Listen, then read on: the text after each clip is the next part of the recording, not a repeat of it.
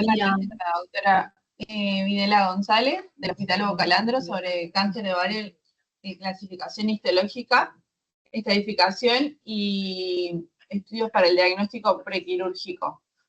Nati, si querés arrancar. Bueno, buen día a todos. Voy a apagar la cámara por cuestiones de conectividad. ¿Y la clase se ve?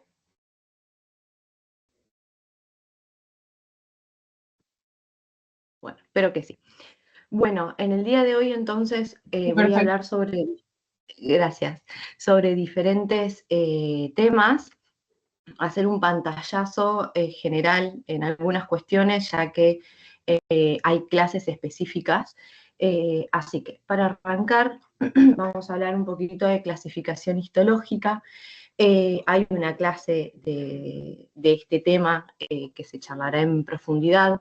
Mi idea era como recordar, digamos, la clasificación general de este tipo de tumores, en donde sabemos que el ovario, por su desarrollo embriológico, puede dar origen a una variada histología que los clasifica en distintos grupos.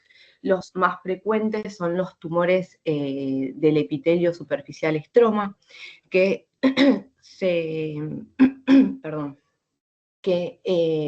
son frecuentes en un 70-80% de los casos y que incluye distintos grados, distintos tipos, como lo son el tumor seroso, el tumor mucinoso, los tumores endometrioides, células claras, los tumores de Brenner y los cistoadenofibroma. Ahora vamos a charlar un poquito sobre los más frecuentes dentro de este grupo, y los que le siguen en orden de frecuencia son los tumores de células germinales, que son frecuentes entre un 15 a un 20%, y dentro de este grupo podemos encontrar a los teratomas, a los digerminomas, a los tumores del seno endodérmico y a los coriocarcinomas.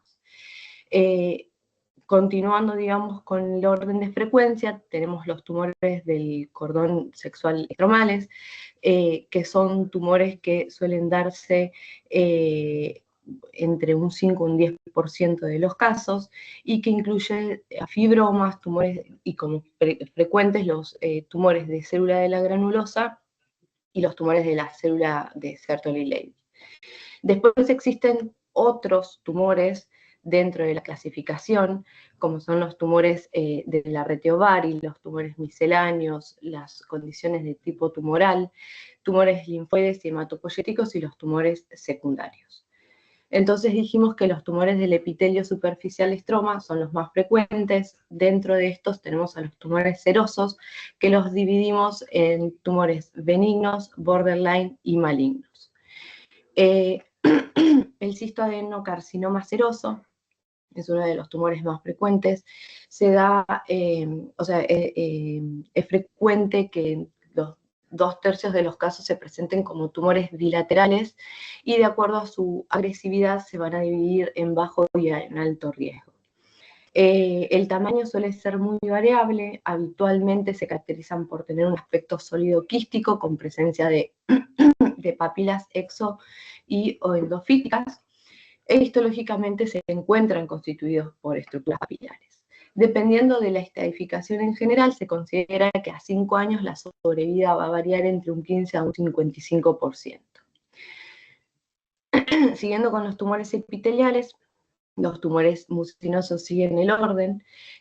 También podemos encontrar tumores benignos, borderline o malignos, y dentro de los malignos tenemos el cistoadenocarcinoma mucinoso. Habitualmente son tumores que se presentan en forma unilateral, que si bien no es taxativo, hay que tener en cuenta de que los tumores primitivos de ovario poseen un tamaño en general que superan los 10 centímetros, y suelen ser, para diferenciar a tumores metastásicos, que poseen a veces un tamaño menor.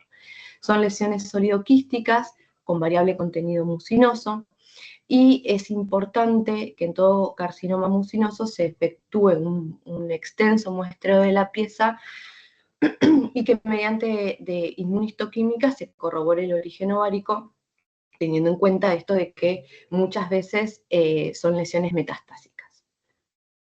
Acá tenemos la clasificación que nos brindan las guías de la NCCN, en donde, bueno, son dos diapositivas, en donde se les asigna un número a aquellos tumores que son de origen benigno, se les otorga un 0, aquellos tumores borderline un 1, aquellos tumores que presentan lesiones in situ un 2 y aquellos tumores malignos un 3.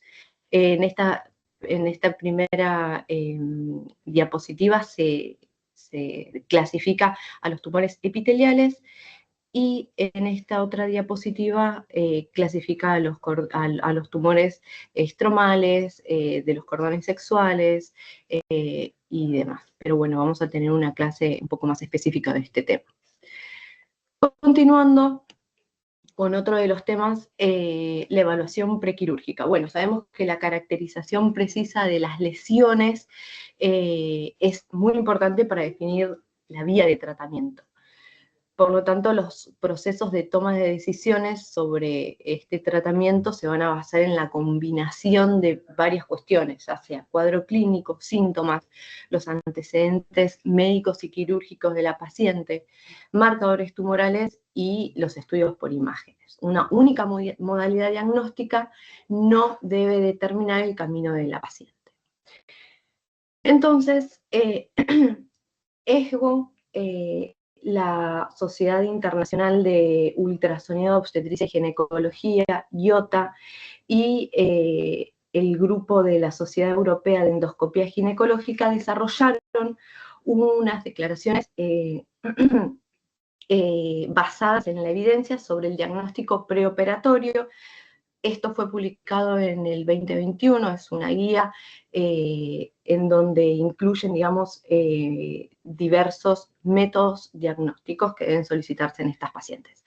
La ecografía transvaginal es considerada la primera línea estándar para la evaluación de la patología anexial.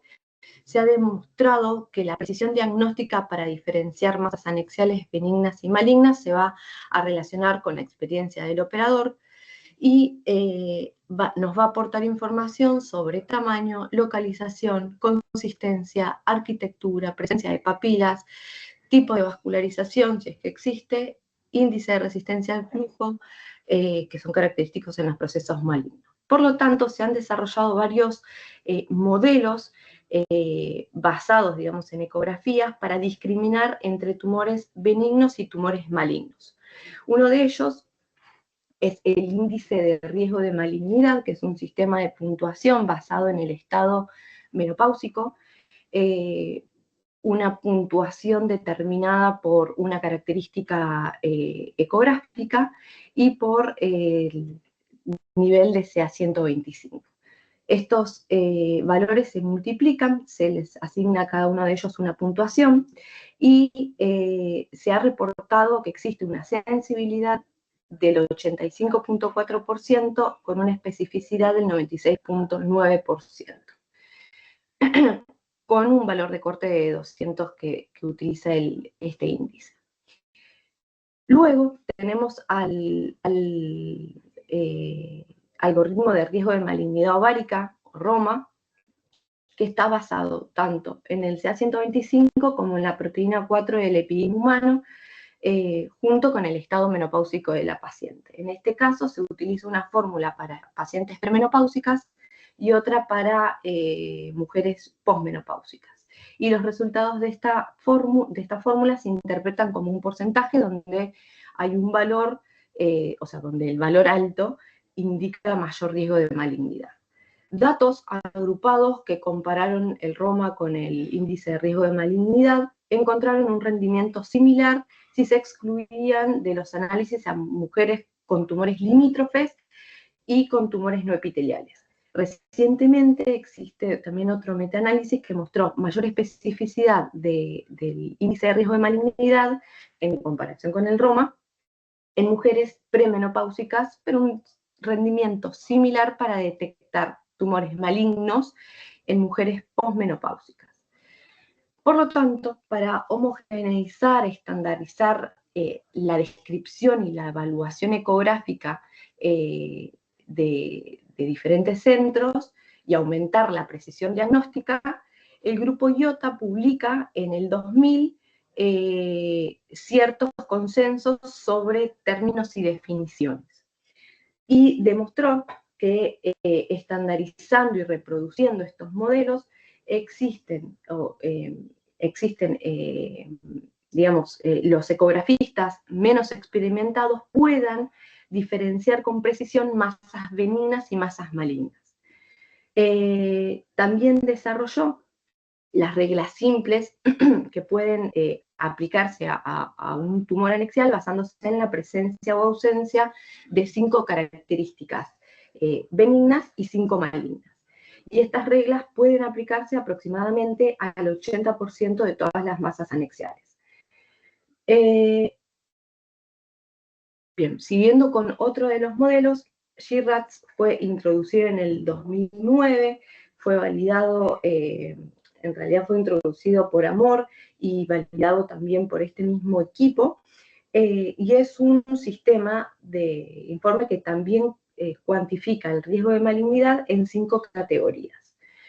Y mucho más actual, el ORATS, que es un sistema que se desarrolló en el 2018, es un sistema de triage de masas anexiales que está basado en ciertos descriptores y también basado en el modelo IOTA.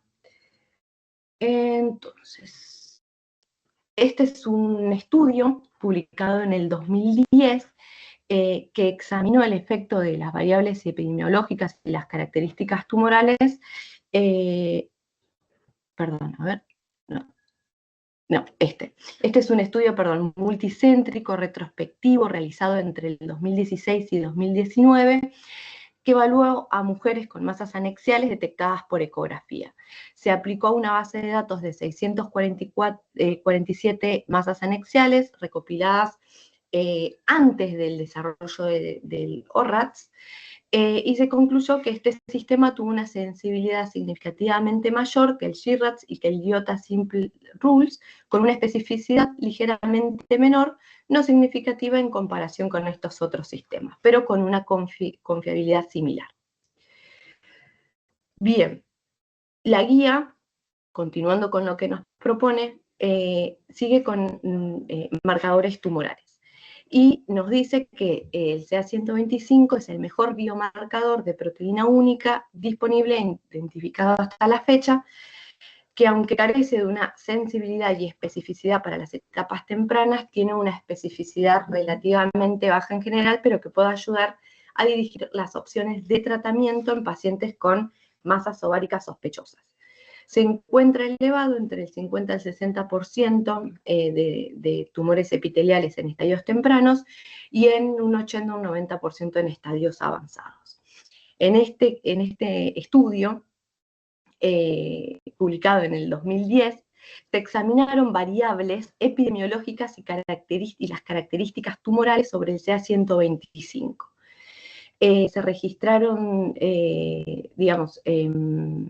los niveles de CA125 antes de iniciar un tratamiento, con las características tanto tumorales como de las pacientes, y se confirmó, que la importancia de la histología, el grado, el estadio, la lateralidad y la presencia de ascitis en el nivel de CA125.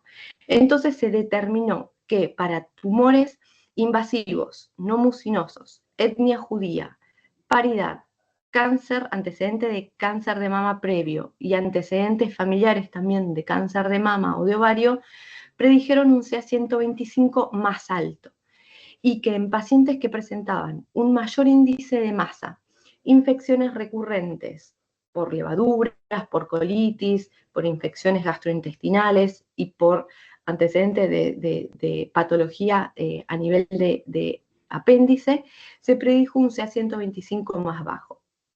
Por lo tanto, concluye que las características del tumor y la presencia de ascitis son determinantes claves en el valor del CA125 al momento del diagnóstico, pero que existen características epidemiológicas, como el índice de masa, la paridad, antecedentes de tumores previos, que también pueden influir.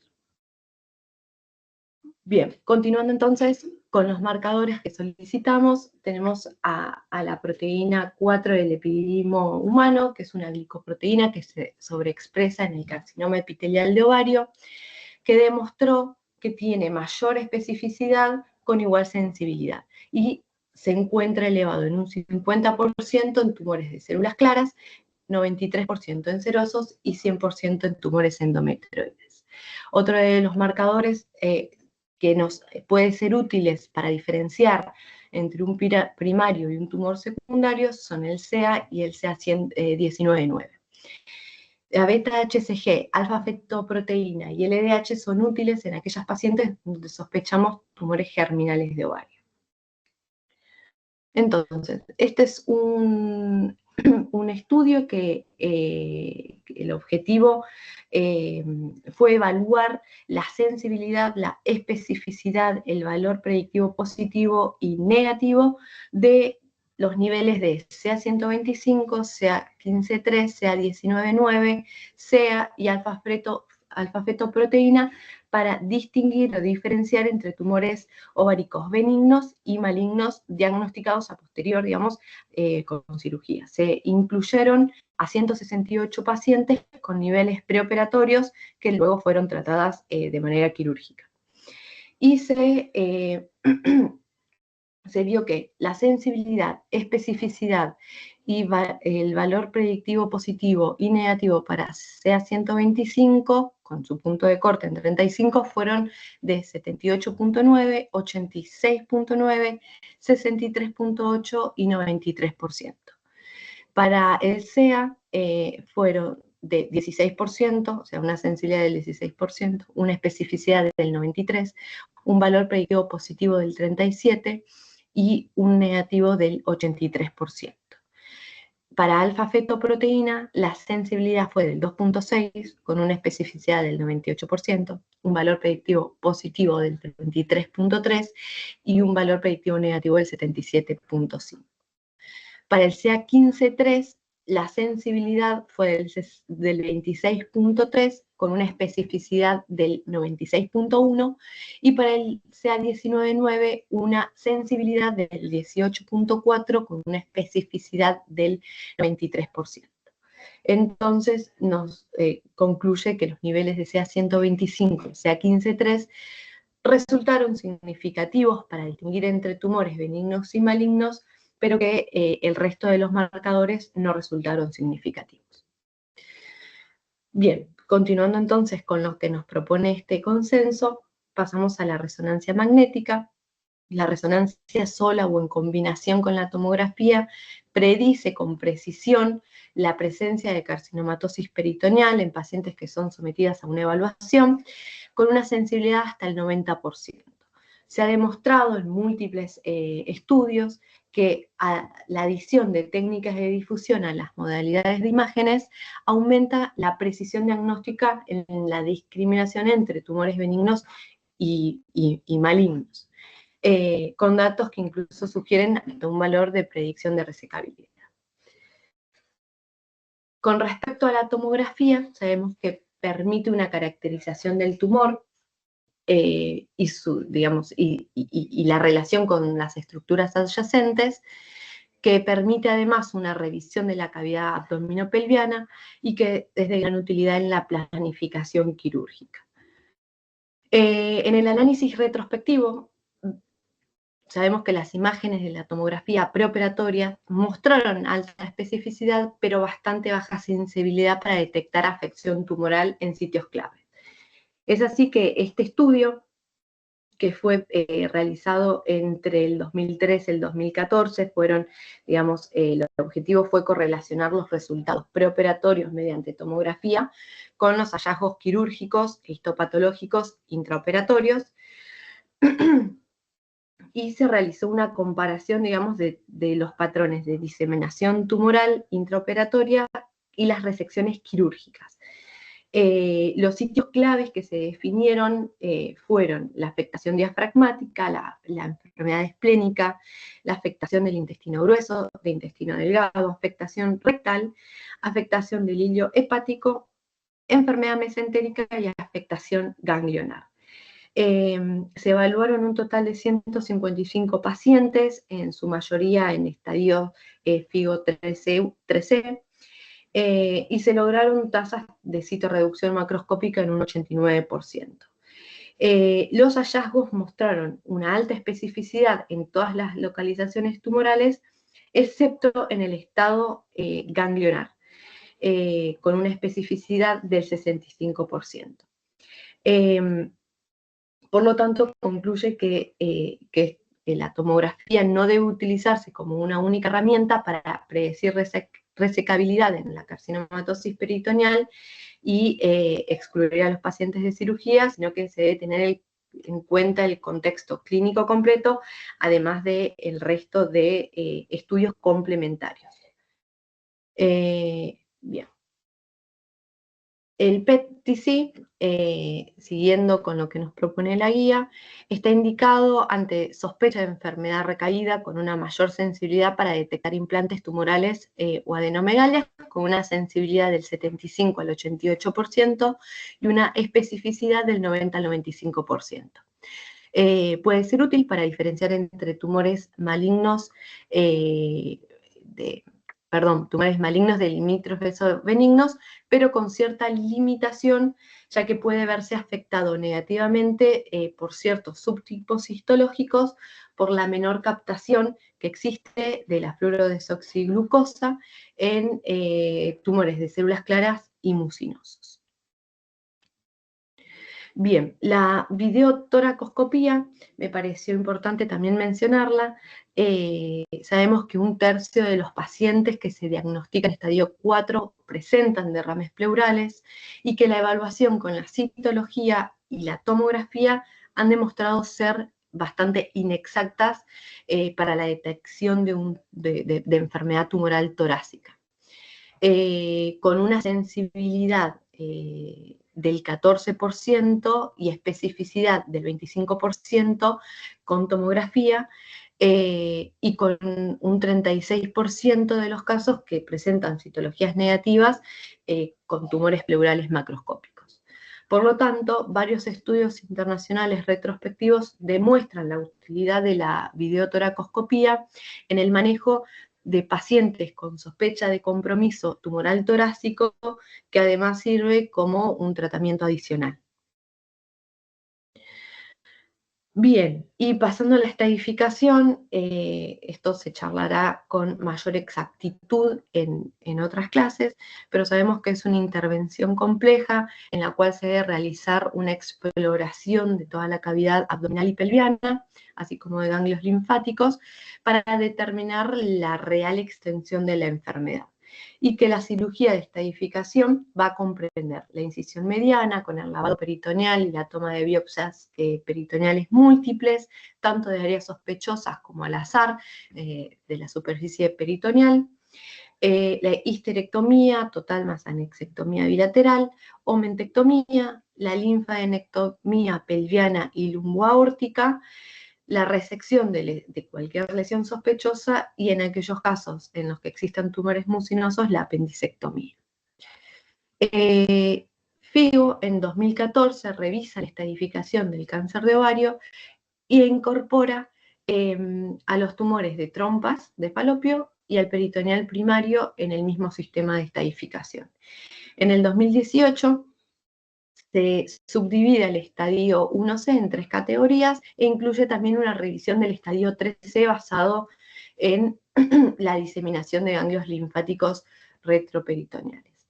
Y para finalizar, les dejo la estadificación última propuesta de las guías NCCN para que lo tengamos a modo de repaso. Bueno, muchas gracias.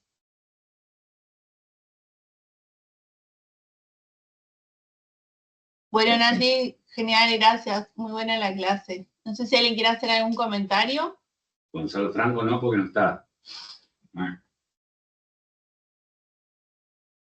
Buen día, Nati, gracias. Buen día. Ahí. Y yo, esperen que no me veo. ¿Quién es? Mercedes. Mer, ¿cómo haces, Mer? ¿Cómo andas? Buen día. Ay, ¿cómo estás? Bien, estoy en el auto y no puedo coordinar el teléfono. No,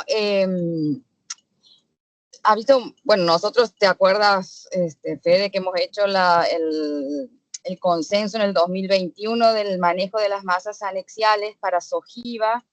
Y bueno, habíamos visto todo el tema de los marcadores, de la validez y de los estudios que se utilizan para categorizar las masas anexiales, que son un montón, pero básicamente, digamos, los que mayores se pueden utilizar en cualquier contexto es el riesgo de índice de malignidad, que es el que usamos nosotros habitualmente, que es con la ecografía, el CA125 y el estatus menopáusico.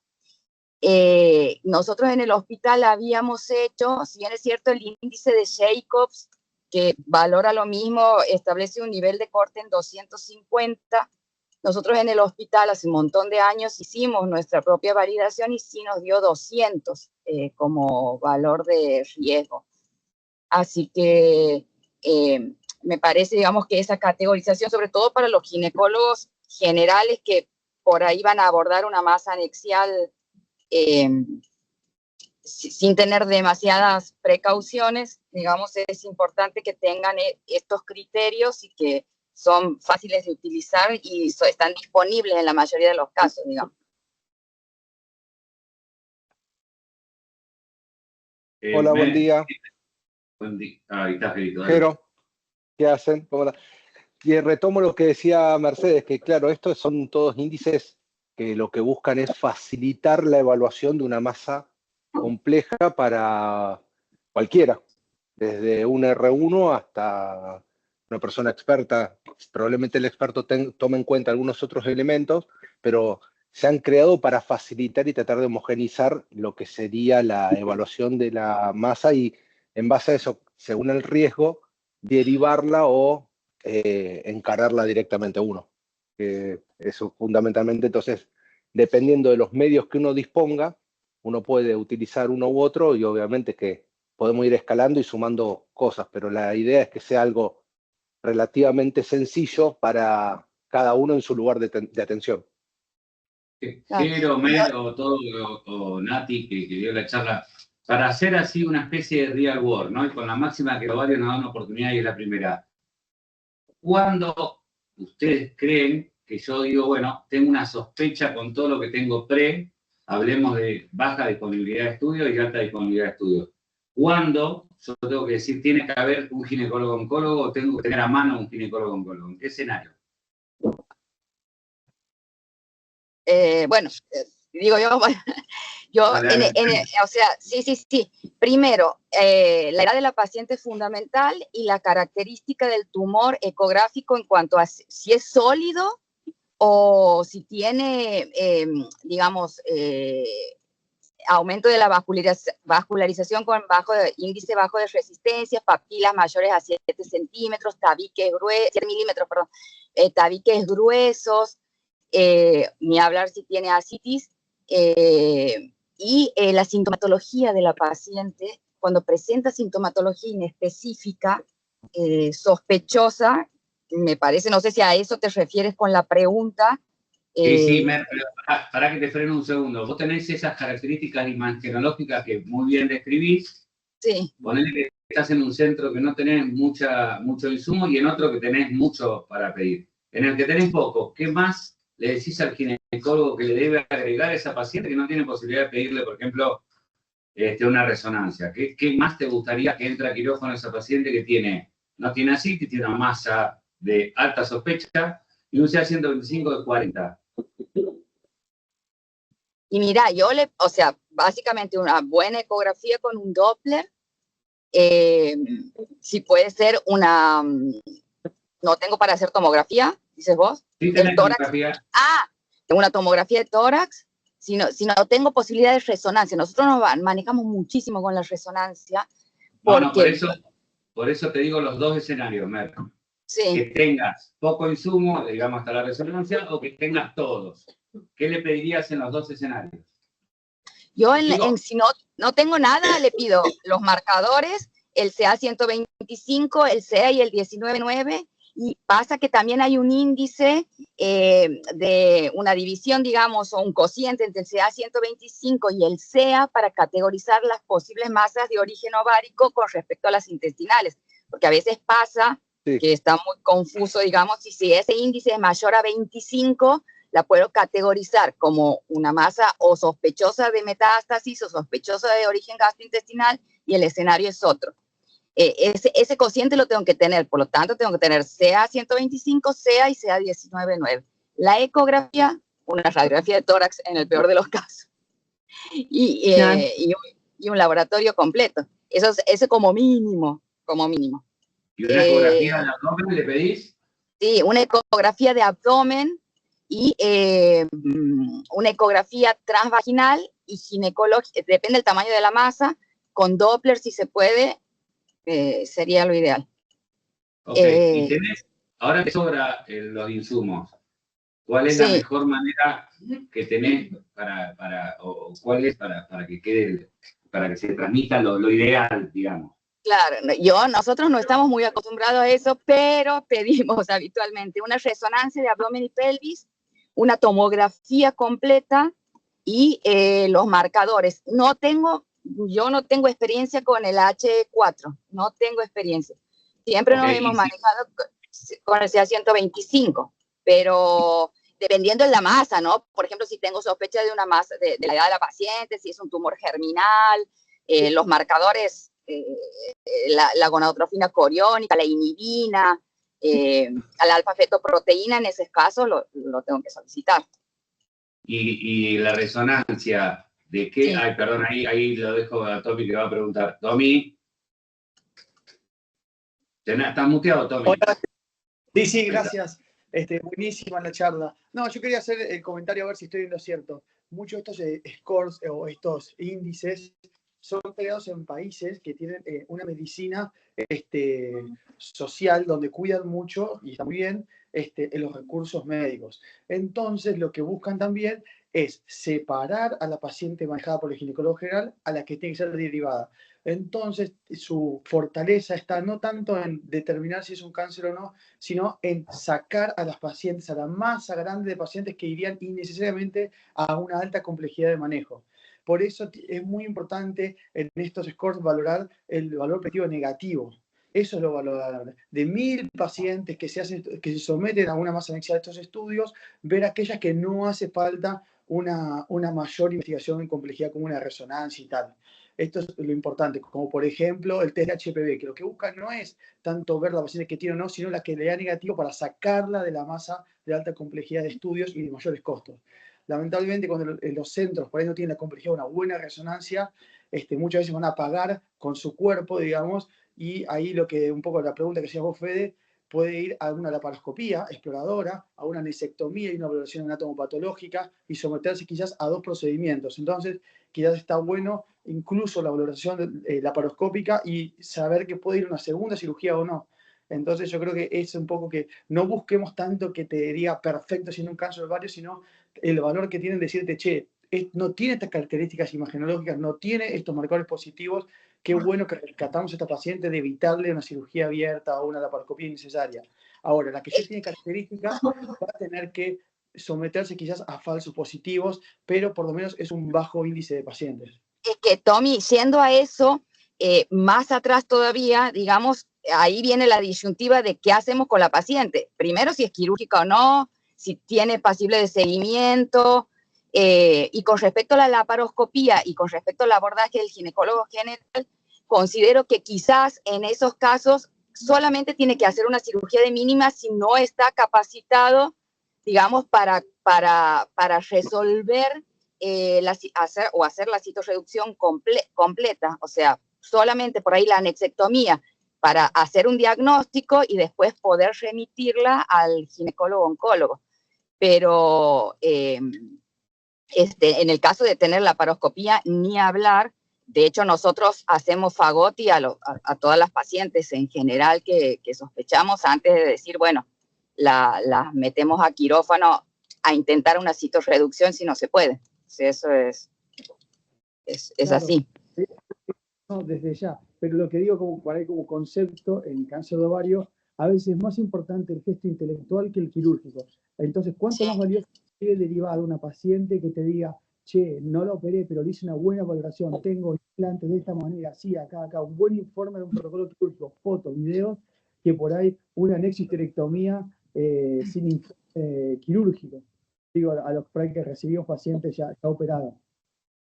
No, y en este contexto, yo que estoy de la General Paz para el otro lado, no sé si les pasa a ustedes, yo recibo pacientes, o sea, no hace mucho he recibido una paciente operada por un ginecólogo general con un supuesto SUA que le ha hecho una anexisterectomía subtotal y la ha metido a quirófano con una masa sospechosa ovárica y era un cáncer de ovario. O sea, ni la congeló ni nada, él operó por el SUA y ese ovario, porque la paciente era premenopáusica, lo que sea, no lo consideró, pero ni ahí. Entonces, esas cosas me parece que son fundamentales, estas guías para los ginecólogos generales, para categorizar, como dices vos, y tratar de sacar del sistema las pacientes que no merecen, digamos, estudios de alta complejidad ni nada. Creo que los dos están diciendo lo mismo y tu ejemplo, Mer, es de alguien que directamente me parece ni vio las imágenes de ovario, porque si tenés un ovario de sospecha. Ah, por eso. Pero lo que dice Tommy es para la aclaración, porque es descartar la paciente que le va a generar un gasto innecesario al sistema. Eso es lo que buscan dentro de bajo recursos. Y destinar los recursos valiosos a la paciente. Pero está bien lo que quieren los dos. Vos aclaraste en bajos recursos y le pedís una rezo. ¿Y qué características le sumás a la rezo, Mer, para que tenga más sensibilidad? Que primero con eso me preguntas con gadoliño y evaluar la restricción en difusión, sobre todo, que le pongan gel vaginal. Siempre, en general, en los lugares donde hacemos tienen como protocolo colocar gel vaginal y endorrectal para mejorar la sensibilidad del método, ¿no? Eso. No te estoy tomando examen, Mer. Ya sé que no, quiero que lo digas vos. Uy, está aprobado. No, para que quede que pedís que pedís resonancia abdominopelvis con gadolinium y técnica de fusión y una toma de tórax, más los marcadores. Sí, exactamente.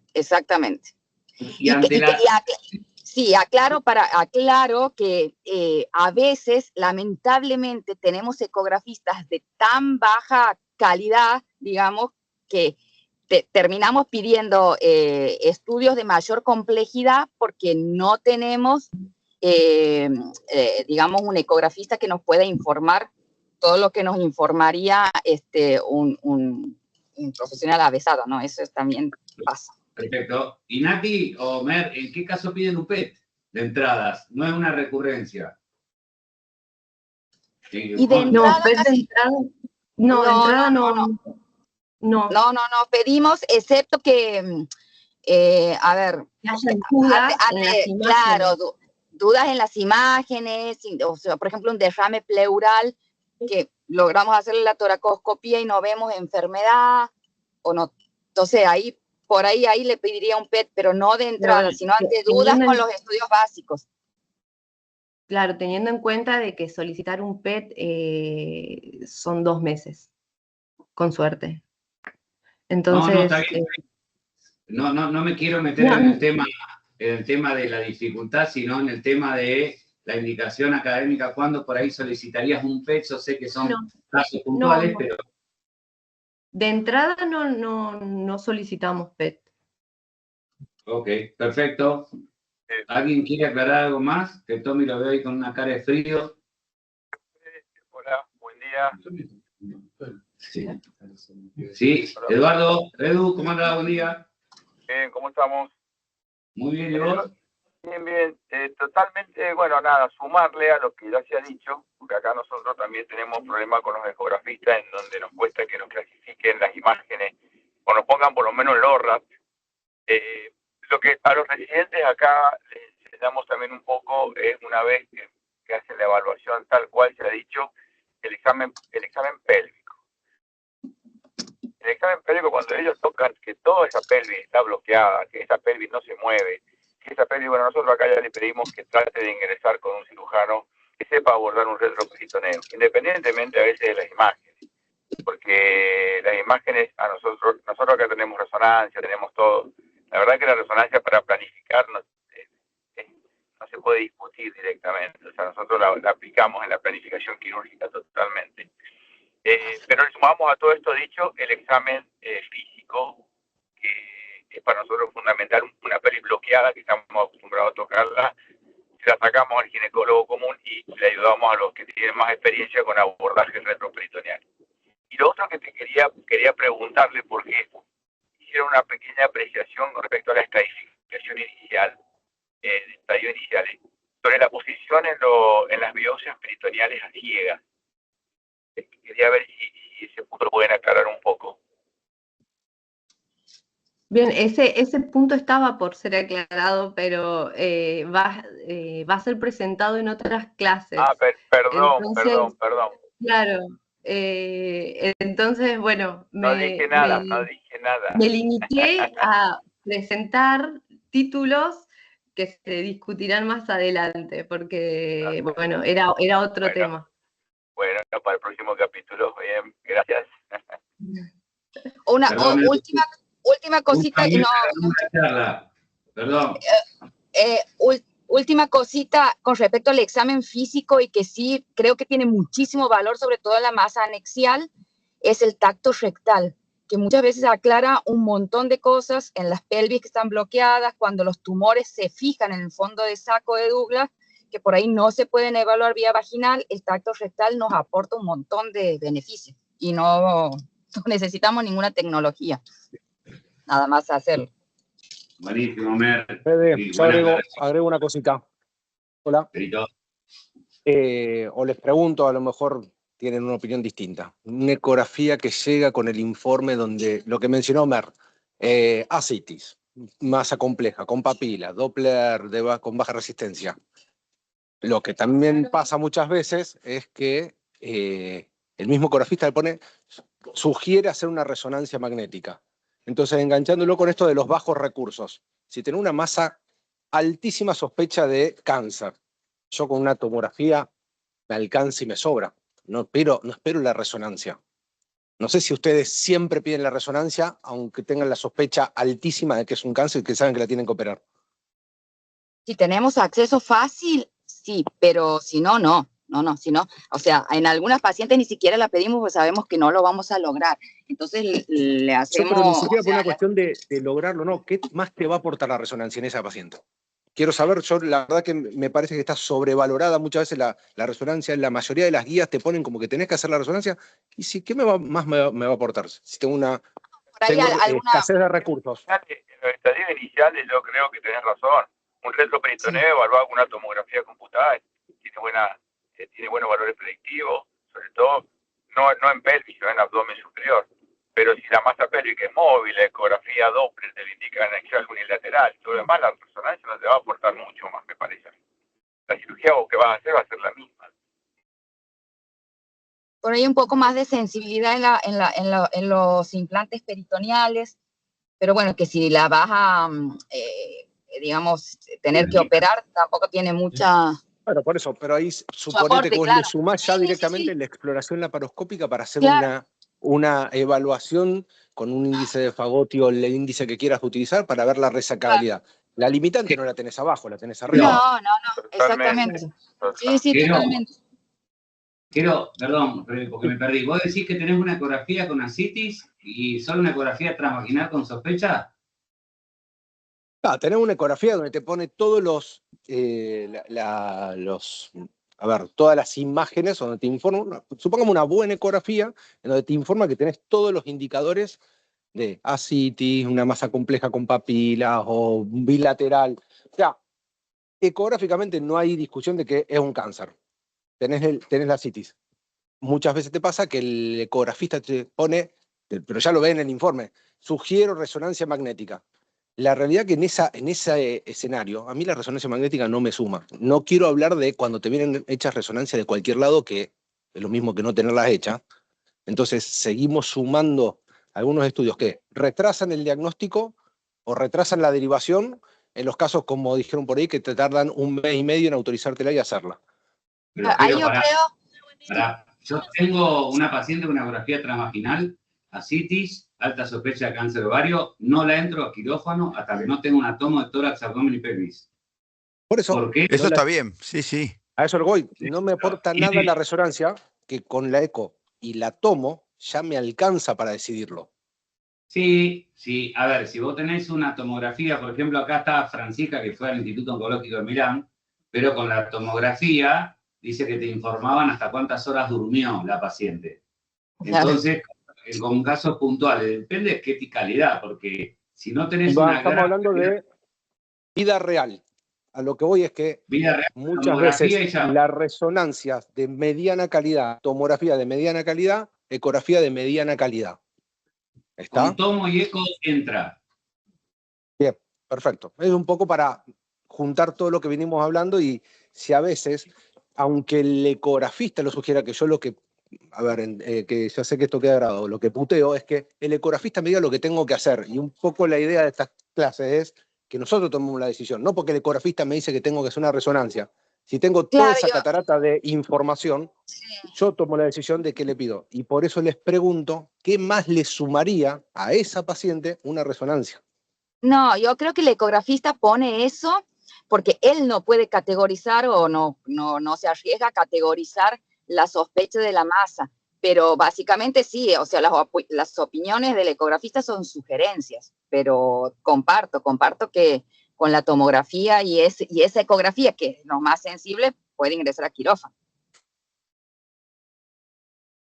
Yo tengo la sensación que los ecografistas invirtieron en resonadores. Esa es mi opinión. Puede ser. puede ser.